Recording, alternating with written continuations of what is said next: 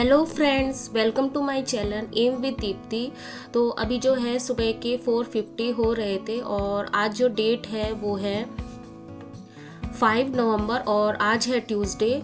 तो उसके बाद जो है मैं फ़्रेश होके अपनी जो चाय वगैरह बना के उसके बाद मैं आ गई थी अपनी स्टडी करने के लिए। तो ये कल जो है रात का था टाइमर, तो फिर मैंने उसको रीसेट करके दोबारा जो है स्टार्ट कर दिया था। और सुबह का जो है मेरा मेनली तो वही रहता है कि मुझे जीएस ही करना होता है, क्योंकि ऐसा नहीं है कि मैं जीएस ही हमेशा करती हूँ। मैं या तो जीएस करती हूँ या मेरा सब्जेक्ट जो पेपर 2 है मैथ वो करती हूँ।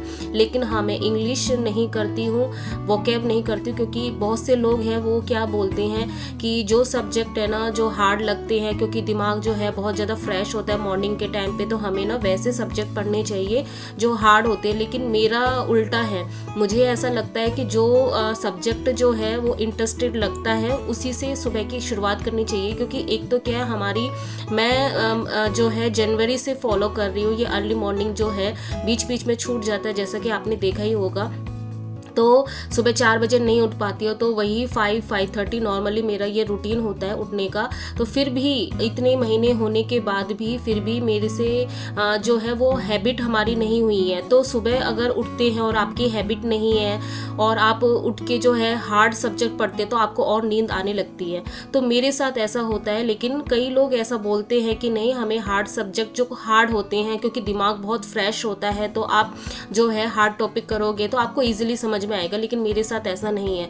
तो मैं नॉर्मली यही करती हूँ कि आधा घंटा जो है मेरा जीएस का पोर्शन है वो रिवीजन करने का होता है, मैं रिवीजन करती हूँ। तो काफ़ी जो है कुछ चीज़ें जो मैंने नोट्स बना रखे हैं तो मेनली जो है नोट्स से कर लेती हूँ, क्योंकि मैंने लूसेंट से जो है ओनली जो इम्पॉर्टेंट पॉइंट होते हैं वो मैं मार्क कर लेती हूँ, उनका रिवीजन करती हूँ।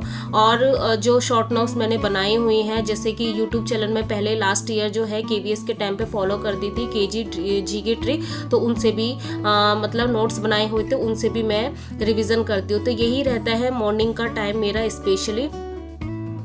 और जीएस का मेरा यही स्ट्रेटेजी रहता है कि आप जितना भी पढ़ो, जो भी कॉन्सेप्ट है पहले समझो, उसके बाद जो है ना कि जो भी पीवाईक्यू है या तो उनको सॉल्व करो, या फिर आप यूट्यूब में भी आप मैराथन टाइप का चला के क्वेश्चन बेस्ड जो रहते हैं कि कोई टॉपिक है, जैसे आपने इंडस वैली किया तो आपने यूट्यूब में सर्च कर लिया कि इंडस वैली से एमसीक्यू, तो आपको उस क्वेश्चन का आप आंसर करते हो तो फिर क्या है वो भी कवर हो जाते हैं। तो इस तरीके से मतलब ये जीएस में ये गलती बहुत लोग करते हैं, ये बोलते हैं कि नहीं कोई एक बुक एक सोर्सेज बता दीजिए जिससे क्या है जीएस हो जाएगा। जीएस क्या है, उसका सिलेबस जो है बहुत ज़्यादा वास्ट होता है। दैट्स वाई हमें क्या है मल्टीपल सोर्सेस चूज करने पड़ते हैं, हमें कॉन्सेप्ट समझना भी पड़ता है और जितने भी लेटेस्ट क्वेश्चन होते हैं वो भी करना होता है।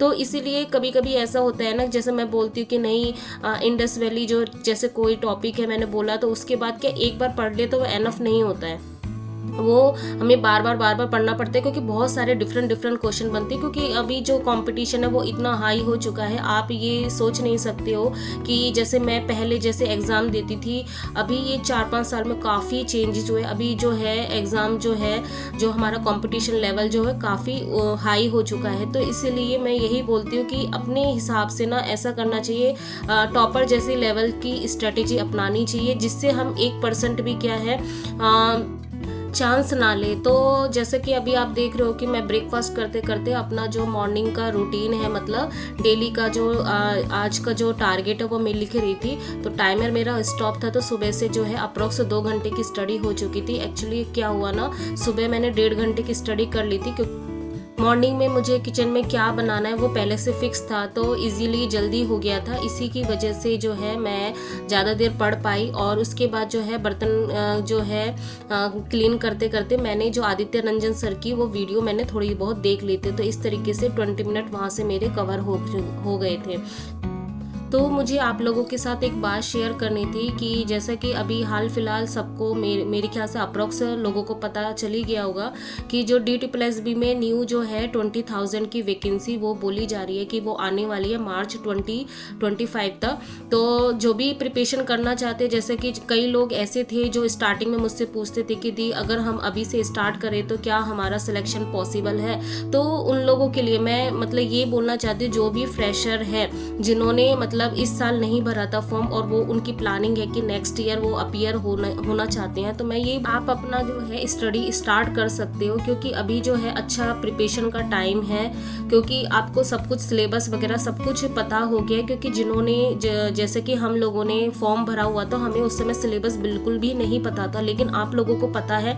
और सबसे पहले जो है हम लोगों का एग्ज़ाम होगा जिन्होंने पहले फॉर्म भरा है, और जो मार्च 2025 में जैसा बोला जा रहा है 20,000 जो वैकेंसी निकलने वाली है, तो उनका फॉर्म निकलेगा, फिर एग्ज़ाम होगा, तो उनके पास काफ़ी टाइम होगा। तो हमारे पास तो ये था कि हमारा सिलेबस बिल्कुल ही चेंज कर दिया था एंड टाइम पे, इसी की वजह से जो है हम प्रिपरेशन जो है हमारी उतनी अच्छी नहीं हो पाई जितनी अच्छी होनी चाहिए थी। लेकिन जो भी फ्रेशर है, जो एप्लीकेबल होना चाहते हैं इस साल, जिनका सीटेट भी इस साल क्लियर हुआ है और वो देना चाहते हैं, तो उनके लिए बहुत अच्छी अपॉर्चुनिटी है, क्योंकि आपके पास रिसोर्सेज है, आपके पास जो है ये पता है सिलेबस में क्या क्या चेंजेस हुए हैं, वो सारी चीज़ें आपको पता है, तो आपके पास एक बेटर कंडीशन है। इसके बाद जो है KVS का भी ऐसा बोला जा रहा है कि दिसंबर के अंत में जो है, दिसंबर में आप मान लो अंत क्या बोलते हैं, दिसंबर में निकलने वाली वैकेंसी, तो अगर उसकी वैकेंसी आती है, नोटिफिकेशन आती है, तो फिर क्या उसका जो है, जैसा कि लास्ट टाइम पैटर्न चला हुआ था कि फरवरी तक उनका एग्जाम हो गया था, तो वही है KBS तो लेट करता नहीं है। तो जो भी है, मतलब मेन बात यही है कि हमें जो है अपनी प्रिपरेशन कंटिन्यू करनी चाहिए, क्योंकि ये नहीं करना चाहिए कि डेट प्लस भी कोई डेट नहीं आ रही है तो हम अपनी स्टडी स्टॉप कर दें। क्योंकि जो भी टीचर के लिए जो भी जॉब वगैरह होती है, उसमें क्या है, सिलेबस सब कुछ सेम ही रहता है, पेपर 1 स्पेशली। और आपको ये भी पता है जिसका पेपर 1 स्ट्रांग है, उसका पेपर 2 क्लियर करने में ज़्यादा कोई हार्ड मतलब वर्क नहीं करना पड़ता है, क्योंकि पेपर 2 सबका जो है अपने सब्जेक्ट में नॉलेज होती। तो वही बात है, जो भी एस्पिरेंट है वो प्लानिंग करके टाइम दे के अपने जो भी सब्जेक्ट है उसको धीरे धीरे कंसिस्टेंसी से स्टडी कर रहा होता है, तो उसके सिलेक्शन होने का चांसेस ज़्यादा होता है। इसलिए ऐसा आपने देखा होगा कि कई स्टूडेंट ऐसे होते हैं जो अपनी स्टडी में वीक होते हैं, वो इतने मतलब इंटेलिजेंट नहीं होते, लेकिन फिर भी उनकी गवर्नमेंट जॉब है, उनका सिलेक्शन हो जाता है। उसका रीज़न यही होता है कि जो टॉपर कई लोग जो होते हैं इंटेलिजेंट होते हैं, उनका सब्जेक्ट का नॉलेज होता है, लेकिन उनका सिलेक्शन नहीं होता। उसका रीज़न ही यही होता है कि वो कंटिन्यू नहीं होते अपनी स्टडी के लिए, कंसिस्टेंसी नहीं होती है, हार्डवर्क वो नहीं करते हैं। वो सोचते हैं एग्ज़ाम के टाइम पे हम पढ़ लेंगे और हमारा सिलेक्शन हो जाएगा, लेकिन अभी ऐसा नहीं है। अभी कंपटीशन बहुत ज़्यादा हाई है, तो क्योंकि सबको जो है अभी जो है हमारा जो सोशल साइट है वो इतना एक्टिव हो चुका है, सबको सारी इंफॉर्मेशन पता है। पहले किसी को इंफॉर्मेशन पता नहीं थी, तो हमारे पास रिसोर्सेज बहुत कम थे। अभी क्या है, रिसोर्सेज बहुत ज़्यादा है, सबको सारी नॉलेज है, तो कंपटीशन हाई होना मतलब वाजिब है। तो वही बात है कि हम कुछ नहीं कर सकते हैं, हमें बस हमारे हाथ में जो है वो हार्डवर्क है, और हम हार्डवर्क ही कर सकते हैं। हम लक के भरोसे नहीं रह सकते कि नहीं जैसे होता है ना, कई बार जैसे मैं भी मॉक टेस्ट देती हूँ, तो कई बार क्या होता है, जो मैंने पोर्शन पढ़ा हुआ है तो उससे क्वेश्चन बन जाते हैं, तो मुझे लगता है कि हाँ मेरा GS स्ट्रांग हो गया। फिर दूसरे दिन जब देती हूँ तब फिर उस क्वेश्चन उस बैकग्राउंड से नहीं आता, तो कम मार्क्स आते। तो ऐसे ही होता है, ये लक वाइज ही है। जैसा GS में लक होता है ना कि आपने जो सेक्शन से पढ़ा तो क्वेश्चन बन गए, ऐसा हर बार नहीं होता है, क्योंकि जो है हार्डवर्क कहीं ना कहीं काम आती है, क्योंकि लक भी ना हार्डवर्क के साथ ही आपको गिफ्ट में मिलती है, वो साथ साथ ही चलती है, ठीक है। तब क्योंकि हार्डवर्क आप करते हो, तो कहीं ना कहीं जब एग्जाम में क्वेश्चन आप कर रहे होते तो आपको वो सबकॉन्शियस माइंड वो भी इंडिकेट करता है कि हाँ इसका आंसर ये हो सकता है। जब आप कभी भी कोई भी क्वेश्चन करते हो, जरूरी नहीं है सेम टू सेम वैसा आए, या जो प्रिपरेशन आप करके गए हो वैसा आए, या फिर कभी सिलेबस अचानक से चेंज हो जाती है, कोई सिचुएशन बैड हो जाती है एग्जाम के टाइम पे, तो आपने जो इतनी दिन की मेहनत करी है तो वो आपको हेल्प करता है, वो आपको बूस्टअप करता है। इसलिए हार्डवर्क ना कभी बेकार नहीं जाती है। तो यही सोच के मैं भी डेली प्रिपरेशन करती हूँ। कभी कभी मन नहीं करता है कि डेली, क्योंकि आप भी जानते हो कि हमारे जो हाउसवाइफ है उनको हर कोई जो है फैमिली मेम्बर हो, रिलेटिव हो, फ्रेंड हो, वो पूछते रहते हैं कि कब एग्जाम है, कब क्या है। तो हमारा भी माइंड ना फ्रस्ट्रेट होने लगता है कि हम क्या आंसर करें और कब तक पढ़े, ठीक है, ये दिमाग में आता ही आता है, क्योंकि मेरा जैसे है, मैं फैमिली से बिल्कुल कट चुकी हूँ, रिलेटिव से कट चुकी हूँ, तो मेरे अंदर बहुत ज़्यादा प्रेशर लगता है कि मैं कितने दिन तक इस तरीके से लाइफ जीऊँगी। तो ये है, इसलिए मैंने ये सोचा हुआ कि ये मेरा लास्ट अटैम्प्ट है, तो मुझे किसी भी तरीके से इस बार जो है करना ही करना है, चाहे कुछ भी हो जाए। तो जब भी बोरिंग फील होता है तो मैं ये सारी चीज़ें अपने आप को याद दिलाती हूँ कि नहीं, इतने दिन जब सेक्रीफाइस किया है तो थोड़े दिन और सही, और जब एग्ज़ाम का फॉर्म भरा है तो उसका एग्ज़ाम होना तय है, चाहे आज नहीं 2 दिन बाद सही, लेकिन एग्ज़ाम होंगे ही होंगे।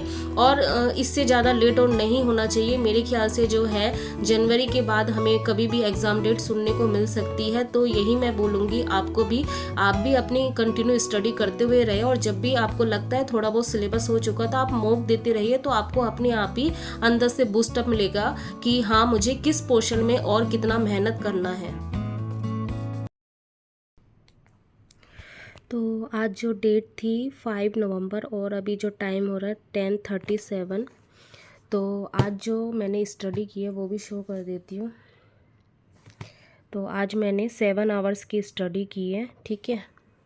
तो आज जो मैंने कंप्लीट किया, अर्ली मॉर्निंग में इंडियन सॉइल किया था, क्योंकि इसका नोट्स मेरे पास बना हुआ था, तो फिर मैंने सोचा आज इसको ही कर लेते, क्योंकि DPSP पढ़ने का मन नहीं कर रहा था मेरा, ठीक है। और मैथ में जो है नंबर सिस्टम किया था, 1 वीडियो किए थे आदित्य रंजन सर का, ठीक है। और प्रैक्टिस मेरी आज कुछ भी नहीं हुई, सीरियसली मैंने आज कोई प्रैक्टिस नहीं की, क्योंकि आज मैं ना अपने फ्रेंड के घर चली गई थी, तो 2 घंटे वहीं पे मैंने स्पेंड किए, तो फिर मेरे पास ना टाइम नहीं बचा था।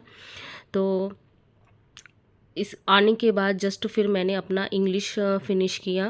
तो इंग्लिश में जो है मैम की जो वीडियो है उसका 1 आवर मैंने देखा, एरर डिडक्शन, तो आज मुझे काफ़ी अच्छा समझ में आया। तो ऐसा लगा कि हाँ, 60 ग्रामर रूल मेरे रिवीजन हो रहे हैं। तो प्रैक्टिस वाली जो वीडियो वो देखना बहुत ज़रूरी है। और नेक्स्ट वीक से मैं प्लानिंग कर रही हूँ, जो टॉपिक वाइज जो रहते हैं जो ग्रामर, वो मैं स्टार्ट करूँगी। तो इस वीक में ये इसको फिनिश करने के बाद जितना भी फिनिश होता है मैम की जो 11 आवर्स की, तो 11 आवर्स तो कंप्लीट नहीं होगा इस वीक, तो जितना भी कंप्लीट होगा वो, और नेक्स्ट वीक से मेरा जो रहेगा ग्रामर पोर्शन जो टॉपिक वाइज रहता है वो स्टार्ट मैं कर दूंगी, क्योंकि इंग्लिश में मेरे बहुत कम मार्क्स आ रहे हैं, तो मुझे दोबारा से उसको स्टडी करना पड़ेगा। फिर रीजनिंग में है जो सर का प्रैक्टिस वाला जो 100 सेट था, उसमें से 1 वीडियो आज मैंने सर के साथ फिनिश किया, मतलब प्रैक्टिस की। और PY जो पेपर 2 में सीक्वेंस सीरीज़ के जो है GP सर के 2 वीडियो मैंने देखे हुए थे। और रिवीजन आज मैंने ग्रुप का नहीं किया, अभी जो मैंने किया आपने देखा ही है कि मैंने जो है PDE करा था, ग्रुप मैंने नहीं किया, क्योंकि मैं काफ़ी थक गई थी, बाहर से आई हुई थी और घर का काम भी था, तो उसकी वजह से थकी हुई थी, तो ग्रुप मैंने नहीं किया। लेकिन कल मैं हाँ ज़रूर करूँगी। तो आज मैंने PDE करा। तो यही था आज का दिन। फिर मिलते हैं नेक्स्ट ब्लॉग में, तब तक के लिए बाय, गुड नाइट।